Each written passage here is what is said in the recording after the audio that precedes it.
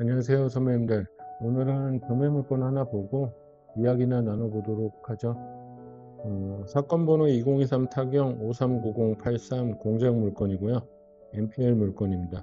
인천 서구 가자동에 위치하고 있고, 이 분필지 외 2필지 총 3개 필지로 구성된 물건입니다. 토지 전체 면적은 385평 정도고, 건물은 435평, 임정가는 41억 9,900만 원, 최저가는 1회 유찰돼서 29억 3,900만 원에 나와 있는 물건입니다. 토지 건물 현황 한번 보시면 이게 본필지들 공장 용지로 되어 있고, 나머지 2개 필지는 도로로 되어 있습니다. 이 도로는 지분으로 되어 있습니다. 건물을 보시면 2개 층으로 되어 있고 2개 층 다 공장으로 이용 중이죠. 그리고 계단, 실무, 그 외에 화물 엘리베이터 있고, 이게 기구까지 포함되어 있습니다. 이걸 공장 재단이라고 하죠. 이 공장 재단은 일괄 매각을 해야 됩니다. 우리 공장 재단에 근저당권을 설정할 수가 있죠. 그래서 지금 이 공장 재단 전체가 일괄 매각되고 있는 물건이라고 보시면 됩니다. 임차인 현황을 보시면은 2층에 임차인이 있죠. 보증금 4천만 원에 월 350만 원. 저희가 임장 가서 확인한 바로는 지금 임대료 미납을 해서 보증금은 전부 소멸하고 없는 상태입니다. 그리고 배당금도 없고 대항력도 없죠. 30억짜리 공장을 낙찰받으시는 분이 보증금 4천만 원을 크게 연연하지 않을 거고, 적당히 이사 비용 정도 지불하고 조용하게 명도하는 방향이 될 것 같습니다. 건물 등기 보시면은 1, 2순위 근저당권자가 있고, 현재는 강제 경매가 진행 중이죠. 이 강제 경매를 신청하신 분이 이 개인 가압류권자입니다. 이 가압류권자가 강제 경매를 진행하고 있고, 신한은행으로부터 NPL을 양수받은 이 유동화 전문회사가 임의 경매도 동시에 진행하고 있습니다. 근데 절차가 지금 강제 경매가 빠르게 이루어지고 있죠. 임의 경매도 진행을 하고 있는 상황이고, 뭐 어떻게 될까요? 둘 중에 먼저 절차가 끝나는 거 기준으로 전부 정리되게 됩니다. 그래서 낙찰 받으신 분이 소유권 취득하는 데에는 전혀 문제가 없는 물건이라고 생각하시면 됩니다. 그럼 제가 이 사건에 대해서 말씀을 드리면은, 이건 4월 7일부로 입찰 기일이 정해져서 경매가 끝난 물건입니다. 그리고 저한테 자문을 구해서 제가 자문했던 물건이기도 합니다. 제가 자문한 내용을 먼저 말씀드리면, 이거 최저가 29억 정도 돼 있죠. 저는 이거 최저가에 입찰하시라고 자문을 드렸습니다. 그러니까 대표님께서 이게 불안하셨는지 31억은 어떠냐라고 말씀하시길래, 대표님이 이거를 완전히 소유권을 취득하고 싶은 마음이 크시다, 그렇다면 35억을 입찰하셔라 하니까 요거 결정을 못 내리죠. 이거보다 뭐 6억이나 많아졌습니다. 결정 쉽게 못 내립니다. 거듭 다시 드린 말씀이, 29억이 불안해서 31억을 쓰시면 불안하지 않으시냐, 32억 쓰고 싶은 생각 없으시겠냐, 33억은 어떠시겠냐 라고 하시니까 말씀을 못 하십니다. 결국은 어떻게 됐냐, 이 물건은 결과적으로 33억 원에 낙찰이 됐습니다. 입찰자는 2명이 들어왔고, 우리는 2등을 했죠. 29억 원에서 조금 더 높은 금액을 작성해서 2등을 했습니다. 저는 시세 조사도 했고, 임장도 갔고, 적절한 입찰가 상정도 했다고 생각합니다. 제가 이 모든 근거로 저는 이걸 단독 입찰이 가능할 거라고 생각했습니다. 단독 입찰이 가능한데 굳이 31억을 써내면 우리는 2억 가까운 돈을 엿바꿔 먹는 거죠. 이게 정 불안하면 35억 원을 써서 소유권을 취득하시는 게 어떻겠냐라고도 말씀드렸습니다.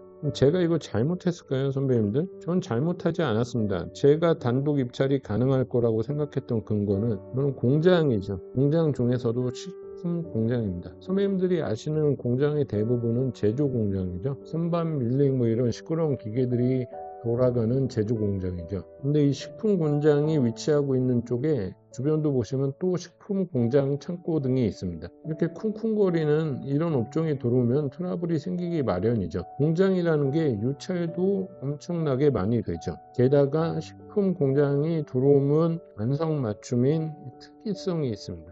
그러면 실소유자가 들어올 가능성이 크고, 그중 식품 공장을 운영하는 대표님들이 입찰하실 가능성이 크다고 한다면 가뜩이나 유찰이 심한 이 공장에서 단독 입찰이 가능할 거라는 생각이 들었습니다. 시세 조사하고 임장 가서 주변 중개사분하고 대화를 나눴을 때도 충분히 단독 입찰이 가능하겠구나라고 생각했습니다. 두 명이 입찰해서 한 명은 29억을 썼는데 한 명은 33억을 써가지고 낙찰 받았다. 그럼 이 33억을 쓴 분이 잘못한 걸까요? 이분 경매 잘하신 겁니다. 우리가 예상이 틀린 거죠. 우리는 단독 입찰이 가능할 거라고 생각하니 최저가가 되는 거고, 이 분은 누군가가 입찰을 할 거다, 단독은 아닐 거다라는 본인만의 확신이 됐던, 근거가 있는 무슨 자료가 됐던 뭐가 있지 않았겠습니까?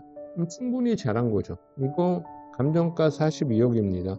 시세 조사했을 때도 얼추 비슷합니다. 이분 9억이나 싸게 낙찰 받으신 거예요. 그렇다면 제 생각은 그렇습니다. 33억에 낙찰 받은 이 낙찰자분, 2등을 한 대표님, 자문을 한 저, 이 셋 다 아무도 잘못한 게 없습니다. 잘잘못을 따지자고 선배님들한테 영상으로 말씀드리는 게 아니라 경매는 이렇게 해야 된다고 생각합니다. 입찰가를 산정하기 위해 수많은 근거가 필요하죠. 시세 조사도 할 것이고 임장도 할 것이며 중개사 방문도 해볼 겁니다. 그리고 만날 수 있다면 저 임차인도 만나볼 것이며 소유주분도 만나보겠죠. 이런 모든 근거가 돼서 제 입찰가가 산정이 되는 겁니다. 그러면 이 입찰가 산정을 해서 낙찰받지 못했다고 문제가 생기는 게 아닙니다. 그냥 낙찰을 못 받은 거예요. 선배님들이 근거가 부족했건 아니면 배팅액이 적었건 그런 문제가 있을 수는 있어도 이게 잘못된 문제는 아닙니다. 낙찰을 못 받은 부분이. 다르게 한번 생각을 해 보시죠. 이 입찰가를 산정하는 기준은 누구에겐가 다 있지 않겠습니까? 이 입찰가 산정을 하는 근거가 시세 조사가 아니고 임장이 아니고 경험도 아니고 중개사도 아무것도 아니고 이게 학원의 추천이면은 내지는 유튜브 영상이라면 경매 때려치고 딴 거 하세요. 이거 경매 하시면은 큰일 나실 분입니다. 돈 다 없는 데다 돈 쓸 분이에요. 선배님들, 제가 드리고 싶은 말씀은 이겁니다. 선배님들이 입찰가를 산정하고 난 후에 결과가 나오는 건 그저 그냥 승복하면 되는 겁니다. 이 결과를 받아들이면 되는 거지 내가 여기까지의 노력만 끝내시면 되는 겁니다. 그 입찰가 산정에 필요한 근거를 마련하기 위한 선배님들의 노력은 결코 잘못된 게 아니라는 말씀을 드리는 겁니다. 진짜 잘못된 건 뭐냐? 1억짜리 빌라를 입찰 들어가면서 1억, 1억 1천, 1억 2천, 3천 이렇게 들어가는 상황에 2억을 써내는 이 사람이 잘못된 겁니다. 뭐 1억 3천하고 7천만 원밖에 차이 안 나는데 무슨 상관이냐 그러실 수 있는데 그럼 선배님들 이걸 단위를 한번 바꿔보겠습니다. 29억이 아니라 이게 2,900만 원이라고 한번 생각해 보세요. 근데 3,300만 원을 쓰고 낙찰을 받았습니다. 단위를 바꾸니까 어떻게 보입니까? 아무것도 아닌 일이죠. 이런 단위가 큰 물건들을 입찰하실 때 벌벌 기는 분들이 이런 빌라 입찰하실 때 무슨 풀베팅 들어가서 막 몇천씩, 5, 6천씩, 7, 8천씩 더 써내는 바보짓. 이 바보짓에 근거도 없고 노력도 없고 그저 나에게 특권이 있다. 강의파리가 있다. 이런 게 잘못된 겁니다. 정답은 누구도 확신할 수 없다고 생각합니다. 선배님들이 입찰을 하는데 낙찰을 받을 수도 낙찰을 받지 못할 수도 있습니다. 대신 선배님들이 그 입찰가를 산정할 때 선배님들의 노력이 선배님들의 근거 수집이 부족하지만 않으면은 아무런 문제가 될 게 없다고 생각합니다. 그냥 이런 말씀 한번 드리고 싶었습니다. 경매를 하실 때 본인의 생각이 본인의 노력이 얼만큼 들어갔냐 내가 모든 거를 결정하고 있냐 아니면 남들한테 휘둘리고 있냐 이런 부분에 대한 얘기를 하고 싶었습니다. 요즘 경매 강의파리들이 잘 안 되나 봅니다. 뭐 추정 60분도 나오고 제일 안 될 때 하는 짓거리가 뭐죠? 누구 하나 끄집어 내가지고 누구 쌤 덕분에 낙찰 받았습니다.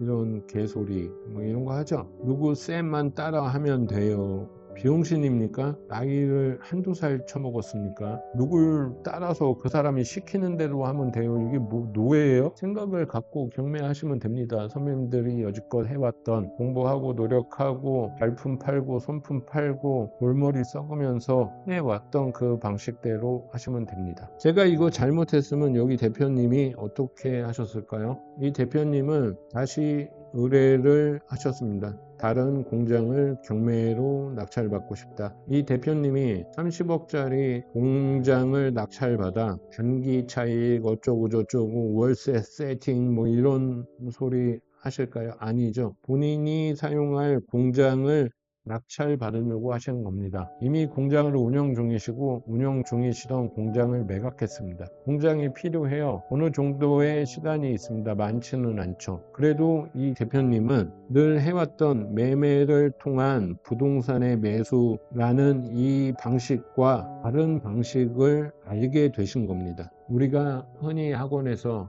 유튜브에서 떡국이 날리는 이거 팔아서 부자 돼요, 경제적 자유를 얻어요, 이런 접근 방식이 아니신 거죠. 어쩌면 이게 진짜 경매일 거라고 생각합니다. 경매는 부동산을 낮은 가격에 좋은 부동산이 있다면 나에게 맞는 이거를 취득하는 새로운 방법일 뿐인 겁니다. 근데 어느 순간 마치 이걸로 어마어마한 떼돈을 버는 것처럼 이거를 하면 경제적 자유를 얻는 것처럼 그렇게 얘기하는 사람들이 문제지 선배님들처럼 공부하시면서 하시는 분들이 문제라고 생각하지는 않습니다. 똑똑하게 하셨으면 좋겠습니다. 경매하시면서 선배님들의 노력은 낙찰받지 못했다고 없어지는 게 아닙니다. 다 선배님들한테 쌓여 있을 거니까 이런 거 신경 쓰지 마시고 선배님들이 해오던 방식대로 똑똑하게 부동산 경매하시면은 더 재밌는 경매 되지 않겠습니까? 안달복달 거리면서 무슨 못 받으면 큰일 날 사람처럼 뭐 큰일이 일어난 것처럼